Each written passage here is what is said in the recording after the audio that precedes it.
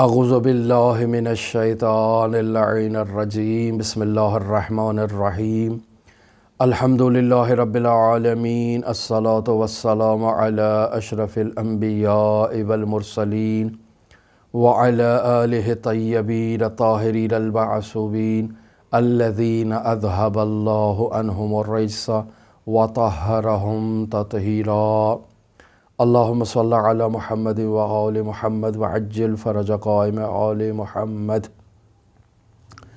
عزیزان محترم، شیعہ علماء کے حالات زندگی سے ایسے گراں قدر واقعات جو ہمارے لیے باعث درس ہیں، باعث عبرت ہیں، جن سے ہمیں کچھ سیکھنے کو ملتا ہے، ان واقعات کو ہم آپ کی خدمت میں نقل کر رہے تھے۔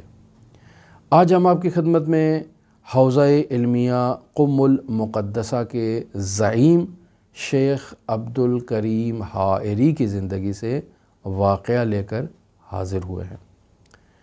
شیخ عبدالکریم حائری جو نہایتی پرہیزگار متدین حضرت ابا عبداللہ الحسین علیہ السلام کے سچے عاشق تھے، اور ان کی زندگی سے ہم پہلے بھی آپ کی خدمت میں بیان کر چکے کہ فرماتے ہیں کہ میری زندگی حضرت امام حسین علیہ السلام کے مرہون منت ہے، قم المقدسہ ہے، اور حضرت فاطمہ معصومہ سلام اللہ علیہا کا نورانی حرم مطہر ہے، اور شیخ عبدالکریم حائری نے حوزہ علمیہ قم کی بنیاد رکھی ہے کریمہ اہل بیت علیہ السلام کے جوار میں، لہٰذا نماز پڑھایا کرتے ہیں، حرم مطہر میں درس دیا کرتے ہیں۔ تو شیخ عبدالکریم حائری اس بات کو نقل کرتے ہیں کہ میری اقتداء میں ایک بوڑھا شخص نماز پڑھا کرتا تھا جو نہایت ہی متدین تھا، نیک تھا، لیکن اس میں ایک خامی پائی جاتی تھی، اور وہ یہ تھی کہ وہ اپنے چہرے کے بال یعنی داڑھی کو منڈوایا کرتا تھا اور کٹوا دیا کرتا تھا۔ میں اسے امر بالمعروف اور نہی عن المنکر کرنا چاہتا تھا، لیکن سوچ میں تھا کہ کس انداز میں اسے نہی عن المنکر کروں۔ ایک راستہ تلاش کر رہا تھا، ایک ایسا راستہ کہ جس کے ذریعے سے میری بات اس کے وجود پر اثر انداز بھی ہو اور یہ اس کا بھرم رکھے اور دوبارہ داڑھی کبھی نہ کٹوائے۔ لہٰذا ایک روز میں حضرت فاطمہ معصومہ سلام اللہ علیہا کے حرم مطہر میں شرفیاب ہونا چاہتا ہوں کہ یہ مجھے دروازے پر مل جاتا ہے۔ اب میں اس بوڑھے شخص سے مخاطب ہو کر کہتا ہوں کہ میں آج آپ کے رخساروں کو چومنا چاہتا ہوں، تو کیا آپ مجھے اجازت دیں گے؟ اس نے کہا جی ہاں۔ آیت اللہ شیخ عبدالکریم حائری اس کے چہرے کے قریب جاتے ہیں، اس کے گالوں کا بوسہ لیتے ہیں اور آہستہ سے اس کے کان میں کہہ دیتے ہیں کہ مجھ بوڑھے شخص کی حرمت کا لاج رکھو، جس جگہ میں نے بوسہ دیا ہے یہاں دوبارہ بلیڈ نہ پھروانا۔ وہ کہتا ہے ٹھیک ہے، خاموش ہو جاتا ہے، کہتا ہے ٹھیک ہے، آئندہ یہاں بلیڈ نہیں پھرے گا، چونکہ یہاں شیخ عبدالکریم حائری نے بوسہ دیا ہے اور یہاں چوما ہے۔ لہٰذا اس کے بعد وہ شخص داڑھی رکھ لیتا ہے اور باقاعدہ اسلامی حلیے میں ظاہر ہو جاتا ہے، یعنی داڑھی رکھنا آداب اسلامی میں سے ہے، ایک مرد کی زینت ہے، اور فقہ اسلامی میں ایک مرد کے لیے لازم قرار دیا گیا ہے۔ خود سنت رسول خدا صلی اللہ علیہ وآلہ وسلم بھی ہے، اور ائمہ معصومین علیہ السلام کی سنت بھی ہے، اور فقہا بھی کہتے ہیں کہ احتیاط واجب کی بنیاد پر اسے منڈوانا حرام ہے۔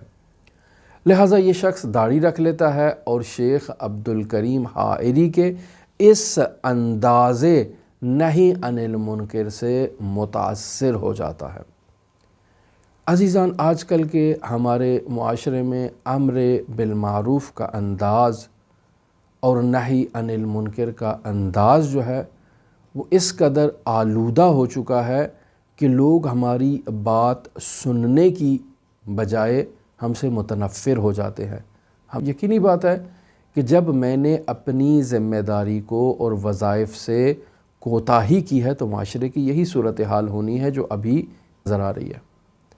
اور اس کی بنیادی وجہ کیا ہے؟ بنیادی وجہ یہ ہے کہ اول تو ہم نے امر بالمعروف نہیں کیا، اور اگر امر بالمعروف کیا بھی ہے تو اس کا انداز درست نہیں ہے، جو پہلے خود عمل کرے اور پھر بعد میں لوگوں کو اپنے عمل سے اس بات کی طرف راغب کرے۔ کونوا دعاۃ الی اللہ لا بألسنتکم، لوگوں کو اللہ کی طرف دعوت دو لیکن اپنی زبان سے نہیں، اپنے کردار سے۔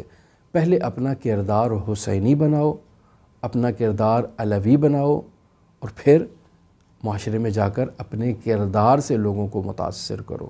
عزیزان، ہمارا آوے کا آوا بگڑا ہوا ہے، امر بالمعروف کا انداز بھی درست نہیں ہے، نہی عن المنکر کا انداز بھی درست نہیں ہے، اور یہ ایسے واجب ہیں کہ جو آج کل کے دور میں گویا کہ فراموش ہو چکے ہیں اور بھلائے جا چکے ہیں۔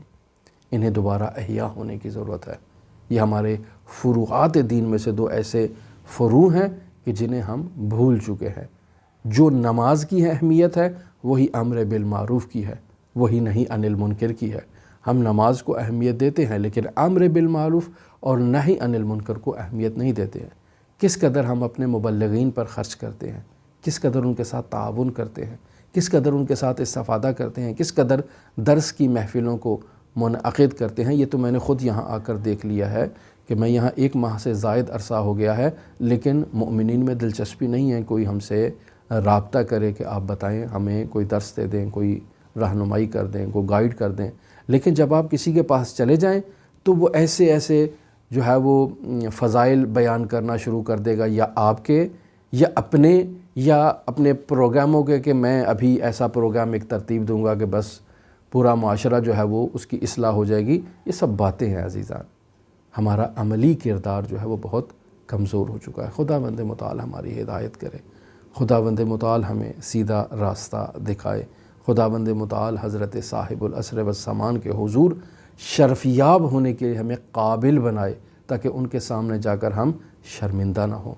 خداوند متعال امام زمان کے ظہور میں تعجیل فرمائے اور ہمیں ان کے اعوان و انصار میں شمار فرمائے۔